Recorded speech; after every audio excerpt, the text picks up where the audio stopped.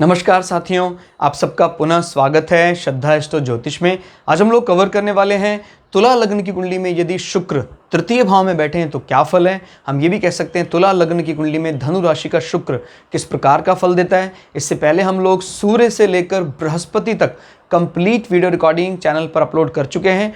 कोई भी व्यक्ति भृगु सरल पद्धति को आधार बनाकर ज्योतिष को सीखना चाहता है, हमारे चैनल को सब्सक्राइब कर सकता है। हम जल्दी ही सूर्य से लेकर राहु केतु तक 9 के 9 ग्रहों का 12 अलग अलग लग्न की 12 अलग अलग राशियों फल को अपलोड करने वाले हैं। इस अपलोडेशन को टाइमली पाने के लिए आप बेल आइकन दबाएं ताकि आपको सारा अपलोडेशन टाइमली मिल सके। मेरा नाम है सनत कुमार वाजपेयी। 15 सालों का अनुभव मुझे साइंस एंड एस्ट्रोलॉजी में। हमारे बारे में और अधिक जानकारी के लिए सिंपली गूगल करें, सनत वाजपेयी लिखें, आपको हमारे बारे में कंप्लीट इन्फॉर्मेशन मिल जाएगी। तो आइए शुरुआत करते हैं आज की क्लास का। लग्न या प्रथम भाव, यहाँ से गिनते अगर एंटी क्लॉकवाइज तो ये आता है तृतीय भाव, तीसरा भाव, जहाँ धनु राशि है बृहस्पति की और शुक्र बैठे हैं। तृतीय तीसरा भाव दोस्तों क्या बताता है? तीसरा भाव हमारे मोटिवेशन लेवल को बताता है, किसी काम की शुरुआत किस प्रकार से करेंगे आप। और तीसरा भाव ये भी बताता है कि आप जहाँ रहते हैं बार बार इस प्रकार की यात्राएं जीवन में होती हैं कि नहीं होती हैं। यानी ऐसा आदमी बहुत ज़्यादा यात्रा करता है अगर तीसरा भाव बिजी होता है या पॉजिटिवली दिखाई देता है। और तीसरा भाव अगर नेगेटिव प्लेस्ड होता है तो यात्रा तो करता है लेकिन उससे उसको फ़ायदा नहीं, नुकसान ज़्यादा होता है। तीसरा भाव हमारे फॉर्मल कम्युनिकेशन की मजबूती की बात भी करता है। एक बात और समझिएगा, तीसरा भाव मान लीजिए जैसे इसका स्वामी यहाँ बैठा है अपने घर में, तो क्या है तीसरा भाव मजबूत माना जाएगा लेकिन उसको ज़्यादा मूव नहीं करना पड़ेगा, उसको बार बार छोटी छोटी यात्राएं नहीं करनी होंगी। मेरी बात को समझिएगा, कई दफ़ा तीसरा भाव मजबूत होता है फिर भी ज़्यादा यात्रा करने का मौका नहीं मिलता है। अगर वो घर पे बैठकर मजबूत हो जाता है उसका फ़ायदा मिलेगा आपको। तीसरे भाव से संबंधित और चीज़ें, अब तीसरा भाव अगर यहीं पर ही कोई चर राशि हो यानी स्थिर राशि ना हो और जैसे चंद्रमा जैसा ग्रह कर्क राशि में यहाँ बैठ जाए तो ऐसे आदमी बहुत छोटी छोटी यात्राएं करता रहता है। और मान लीजिए यहाँ का स्वामी कोई जैसे 3 नंबर है यहाँ पर मिथुन और उसका स्वामी यहाँ बैठ जाए फिर कर्क में, तो वो अपने घर में रहकर इंजॉय करेगा। क्लियर होगा? तो ये ध्यान रखना। हाँ, वो अलग बात है कि उसने घर काफ़ी बदले होंगे लेकिन वो बार बार यात्राएं नहीं करता है। तो ये थोड़ा ध्यान रखिएगा कि इसका स्वामी किस अवस्था में आपको यात्राएं करवाता है। जनरली वो अगर यहीं बैठा हो और किसी चर राशि में बैठा हो तो वो खूब यात्राएं करता है, ठीक है। और उससे फ़ायदा होगा अगर वो अच्छी अवस्था में बैठा है, नुकसान होगा अगर बुरी अवस्था में बैठा है। और ये आपके फॉर्मल कम्युनिकेशन, लोगों से कनेक्ट होने का जो तरीका है वो बताता है। वाणी की सिद्धि हम दूसरे भाव से देखते हैं लेकिन हमारा जो किसी चीज़ को प्रूव करने का नज़रिया है जनरली लौकिक दृष्टि से, बैंकिंग सेक्टर में कोई और मैथमेटिकल चीज़ें, ये सब चीज़ों को ये आदमी बहुत अच्छे ढंग से समझा सकता है। क्लियर हो गया? और तृतीय भाव आपके भाई बहनों के साथ आपके संबंधों को बताता है। तृतीय भाव हमारे ईसोफेगस, आहार नाल में कोई दिक्कत है वहाँ से देखते हैं। सांस की नली, आहार नाल तृतीय भाव से देखा जाता है।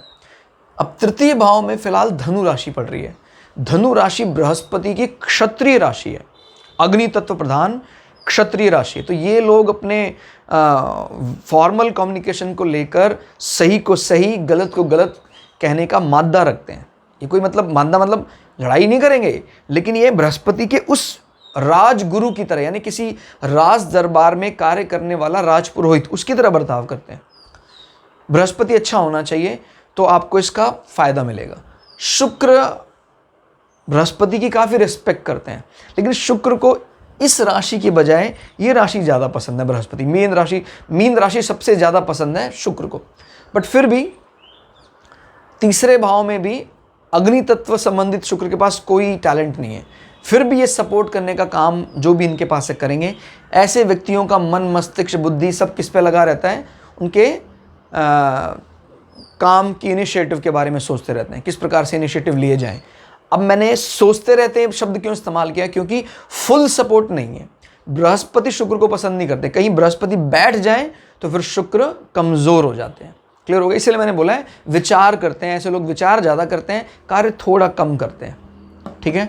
और शुक्र यहाँ पर बैठकर आपके अष्टम भाव को भी रिप्रेजेंट कर रहे हैं, यानी आपकी पर्सनालिटी में कहीं ना कहीं शुक्र के साथ साथ बृहस्पति का भी प्रभाव दिखाई देता है। और क्योंकि विरोधाभास है तो आपकी पर्सनैलिटी में भी विरोधाभास छलकता है।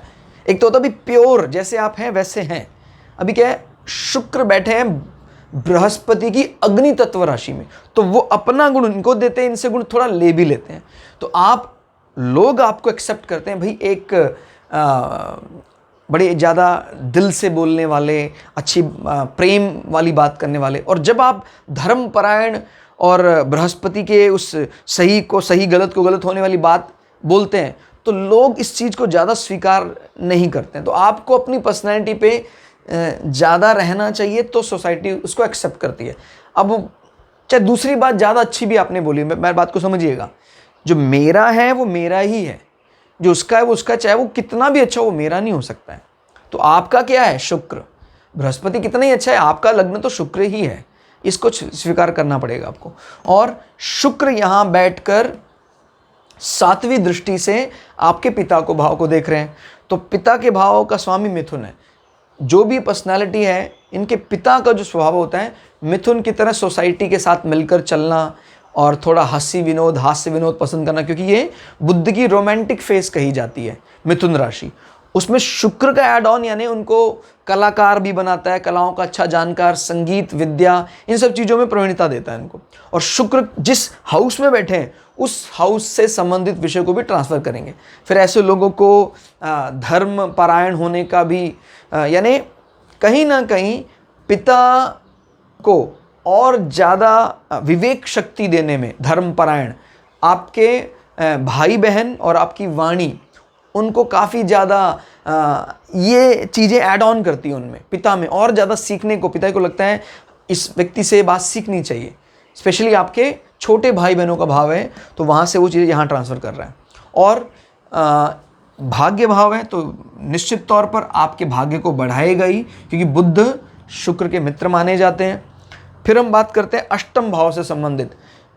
अष्टम भाव का स्वामी अभी 3य भाव में बैठा हुआ है, यानी आपके ससुराल पक्ष वाले आपके भाई बहनों से बड़े इंप्रेस रहते हैं।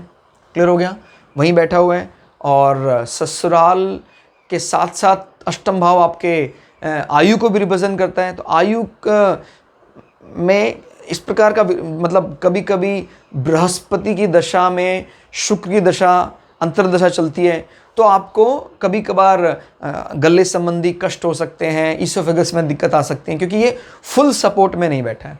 तो इस प्रकार के कष्टों का अनुभव बृहस्पति और शुक्र की अंतर्दशा, महादशा में ऐसा हो सकता है।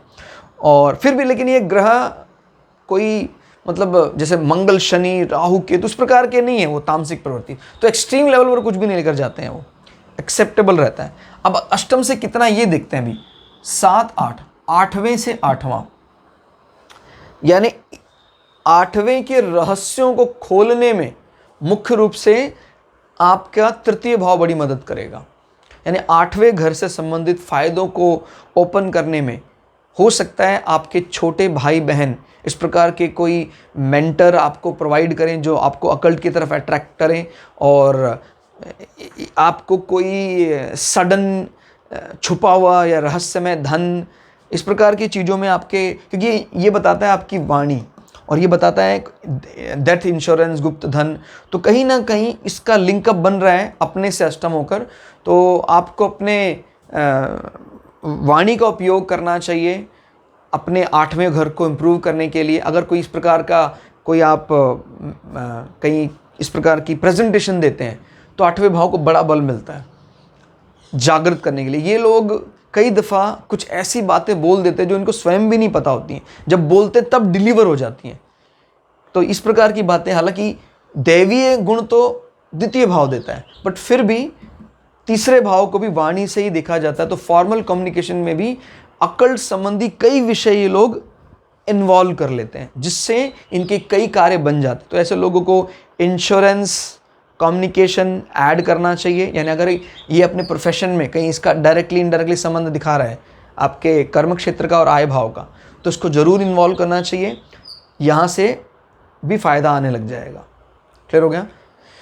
तो कुल मिला के चीज़ें बहुत ज़्यादा अच्छी तो नहीं कही जा सकती हैं, बट फिर भी एक्सेप्टेबल हैं। ये क्लास आपको कैसी लगी कमेंट करके बताइएगा। मिलते हैं अगली क्लास में, तब तक के लिए जय श्री भृगु पराशरा, जय श्री शुक्राचार्य, नमस्कार।